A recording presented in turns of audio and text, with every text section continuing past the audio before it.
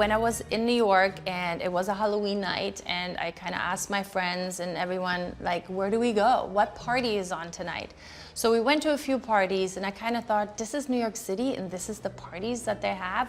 No one really gives it some. So I thought, I'm gonna have to take that over, and I'm gonna make a party every night on Halloween, and I'm gonna show them how it's done.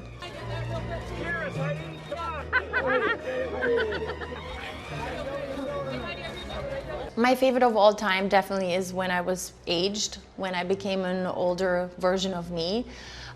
Just purely because I loved it for myself to see what I'm gonna look like, but also because I was turning 40 and people were always saying, wow, you're already 40, you know, you're really old now, when are you gonna, you know, stop modeling, when are you gonna stop doing what you're doing? And I'm like, 40 is not old, people. Like, what does it mean? Like, I should just stay at home and not do anything anymore? I'm gonna show you what's old, or how I'm gonna be old. So that's how I got that idea. Obviously, the costumes that I did by myself many years ago, when I was Lady Godiva, for example, my costume was not the best, or, you know, some of the makeup that I did wasn't as great, and some of the costumes, obviously, because I didn't know these people at the time, and I was just kind of doing it by myself as good as I could. And, you know, as every year became bigger and the parties became bigger and people were more interested in it, I kind of put my tentacles out more to find people who, you know, can help me make my vision become reality and make it a little bit more fantasy. That I've had some ideas that maybe weren't as politically correct, or,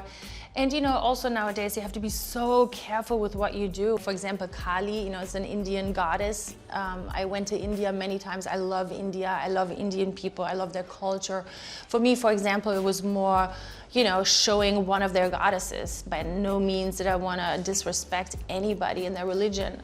So again, you know, you have to be very careful with what you do nowadays. So yeah, some things have been vetoed because they were not really that politically correct. I never have a plan B.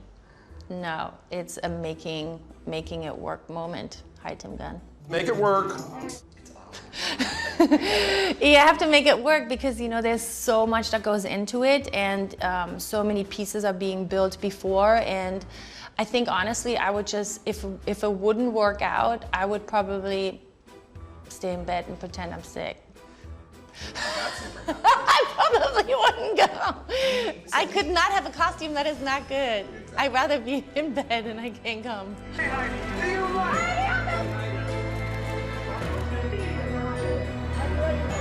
It usually takes 2 hours to take it off, yeah.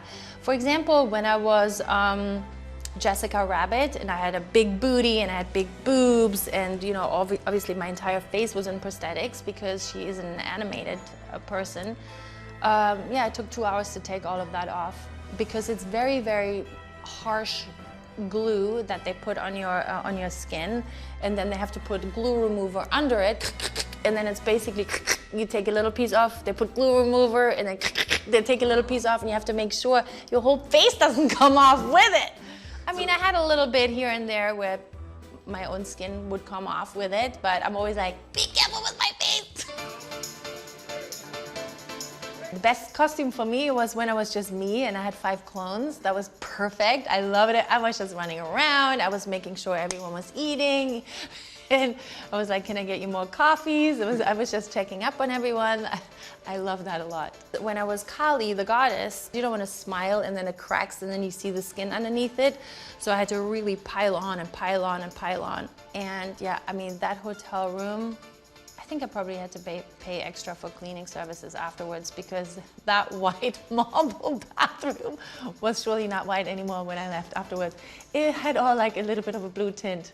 When I was the red and purple robot, I kind of came from space. I don't know what I was thinking. I really wanted to be very tall and I was walking on stilts. I had to learn how to walk on stilts for a week. And then again, I did my own makeup and I had to match the suit again and put all that color on, and then I had sparkles. I mean, I had sparkles for days. The worst wardrobe malfunction was probably when I was the ape and I couldn't really go to the bathroom.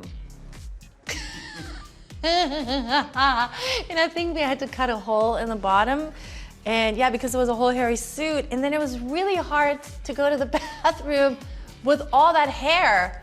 It was very tricky. I have to say, also one of my favorites. I mean, it was shocking how real it was, because it's not just like a mask that you buy at any of those Halloween stores and you stick it on and it's just there. Everything moved, you know, everything, because he put such a fine layer of the silicone on and everything. I mean, it was just incredible. So I would go to the bathroom and then you look at yourself and I'm like, oh my God, I'm an ape. Very trippy.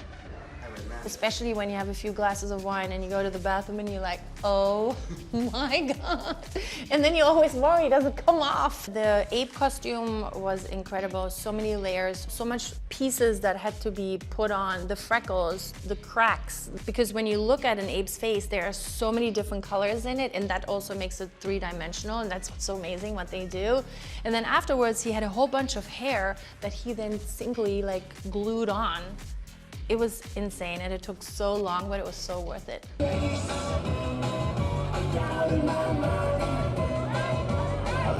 It's not so much that like, ooh, I have to have this big entrance, but when we were Fiona and Shrek, I mean, how are you gonna get to the party? Like, jump in the back of a cab, or, I don't know, I just thought the onion buggy was perfect. Who doesn't want to drive around in an onion buggy? It was so much fun, just my husband and I in this onion buggy. I mean, I couldn't stop laughing. You know, I've been a gold alien where I've came from, I had a spaceship. When I had my 5 clones, because I'm from Germany, we had a big gigantic wooden box and I had a big stamp on the front, you know, made in Germany. I was also a witch once, where I was flying over all of the people. That was my entrance. So they put me in a harness and they strapped me to the ceiling of the building. And then that's how I just flew in. That was a lot of fun too. They were like, what's going on? Then I was pregnant with my 3rd child. What am I gonna be? It needs to be big. So then I was an apple and it was perfect. Then the problem was, how am I gonna get to the party? I couldn't fit in any car. So we had to get a convertible so I could climb over the top into the car. And then they released the car after the party. And then how am I gonna get home? So they shoved me, I remember them shoving me through the door into this car to get back in. I was like, the baby. Yeah, I think I had him like a few weeks after that. I'm obviously very excited when celebrities come to my parties, but for me, I'm not so celebrity like crazy that I'm like, oh my gosh, I love a costume. It doesn't matter who does the costume.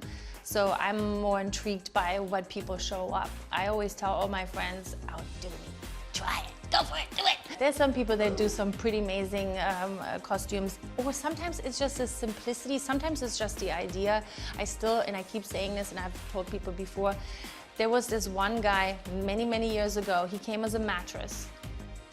It was, I don't know, I've never seen anything like it. He literally took a king mattress and cut a piece out in the inside where he could slip in, so you could just see his face. His arms were on the outside, and he was just a gigantic mattress. He was hidden inside this mattress. It was genius.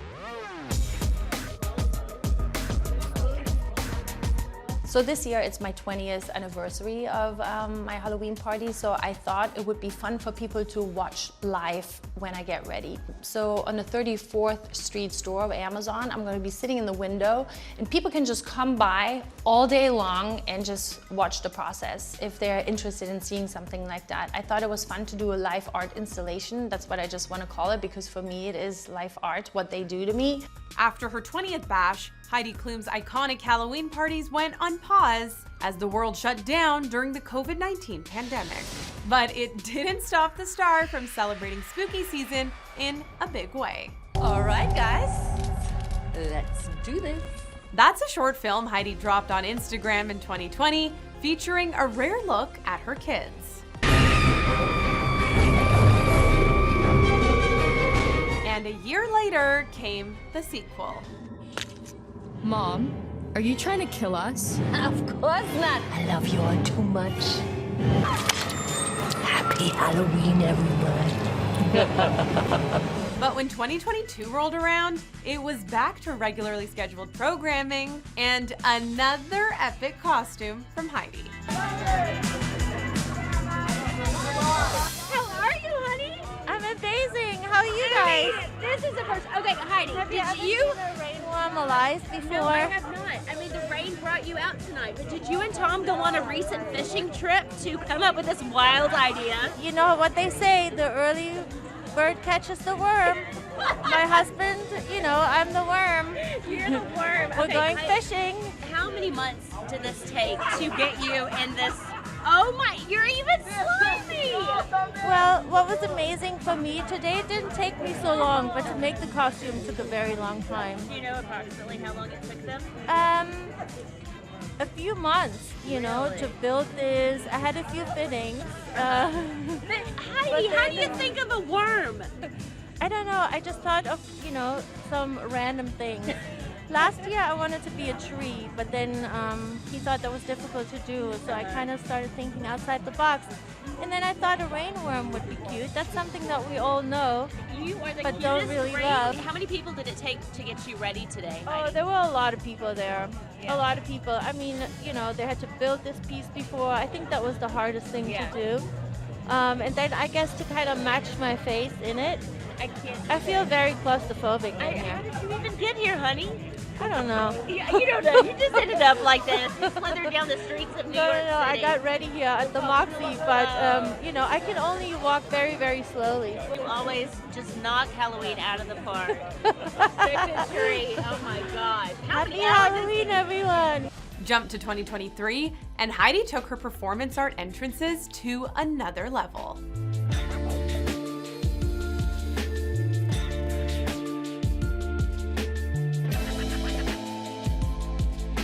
Yeah. Very like ensemble performance. So when did you come Thank up with you. the idea? Well, really last year, just because I was this very normal kind of rainworm, I wanted to make something very elaborate, and I wanted to make a costume with multiple people.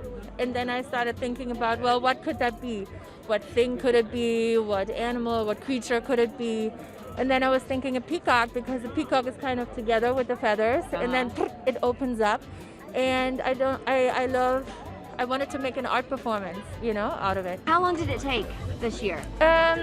Maybe like hair and makeup took maybe like 6 hours, but really it was more in the planning and, you know, meeting with the artists, figuring out their costumes, their makeup, And like your also gymnastics routine or your dance routine for it, it was so no, fun. yeah, it was fun. And yeah, if you see like in the details, you can see like basically my feet go with, you know, the person that I was standing on.